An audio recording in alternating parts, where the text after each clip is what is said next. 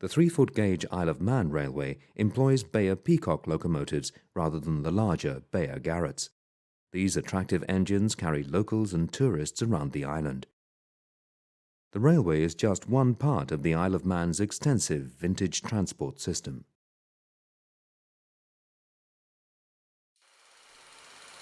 The first of the services to open was the steam railway back in 1873, later extended in 1874 to incorporate the beautiful coastal resort of Port Erin.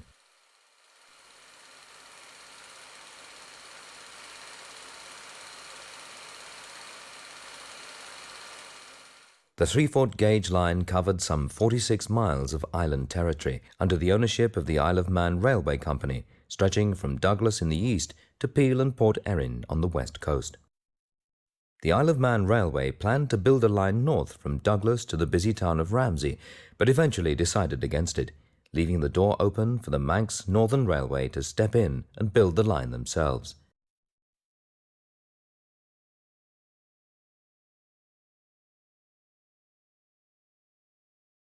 The line opened in 1879 and ran entirely independently of the Isle of Man Railway, using different stock and locomotives, though the gauge remained the same. The line served both passenger and freight duties, helping transport some of the island's rich minerals to ports and factories around the coast. The Manx Northern Railway was lucky enough to have lead, zinc and silver resources within its reach, providing valuable sources of revenue throughout the seasons when passenger traffic was low. Sadly, the mines soon dried up, revenue dwindled, and the opening of an entirely electric line following the exact same route forced the Manx Northern Railway to fold. The line was not left to rot, as the Isle of Man Railway soon took control of the abandoned route. Ivo Peters visited the Isle of Man Railway in both 1960 and 1968, taking the rare opportunities offered to film the lines between Douglas and Port Erin and Douglas and Peel. Douglas was and still is the headquarters of the Isle of Man system. A train from Peel, headed by one of the iconic Bayer Peacock 240 tanks, runs into the station.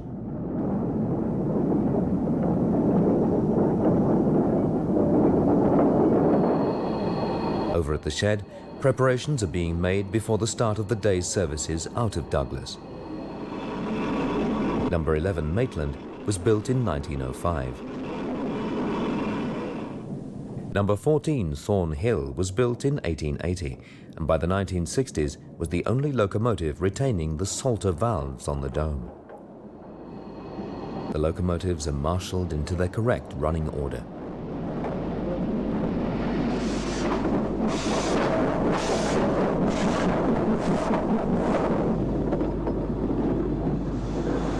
Number 12 Hutchinson, dating from 1908, pulls out stock from carriage sidings on the opposite side of the main line from the motive power depot. The loco then collects another single coach to add to the train. Nearing the summit of the climb out of Douglas now, the banker still attached.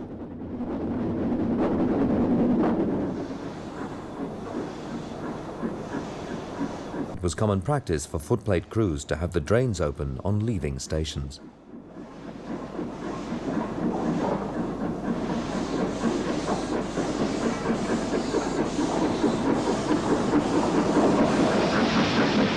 A double header sets out for the junction at St. John's. The train will be divided there, with one part going to Peel and the other part heading for Ramsey. Crosby, midway between Douglas and St. John's, was a passing place for trains. Another combined Peel and Ramsey train is seen here.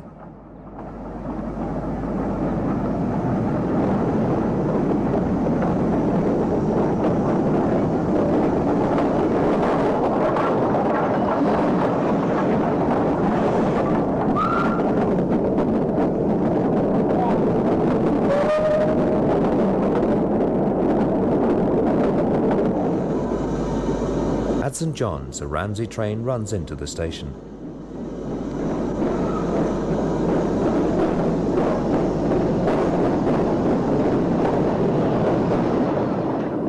left, number 5 Mona has brought in a train from Peel and runs around her train to prepare for the return journey.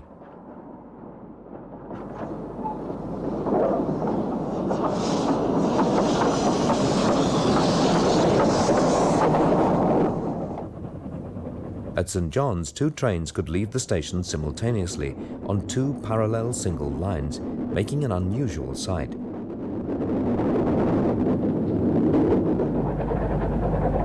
Steam maintained a presence on the lines until 1965, when all routes were closed.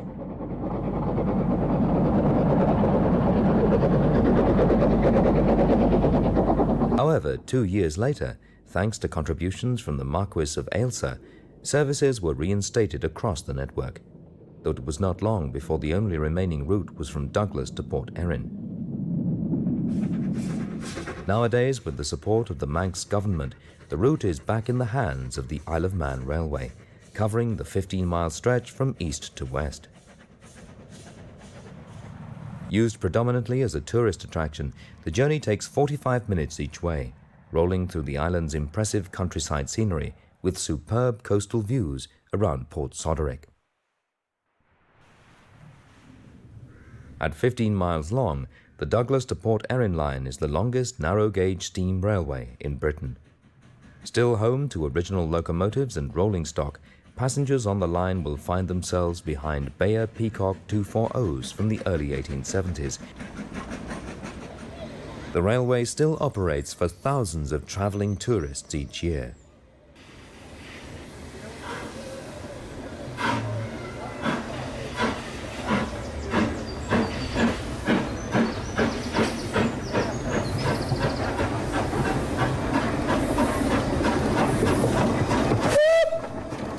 Mike Lee met up with Paul Ogden in Douglas to find out more.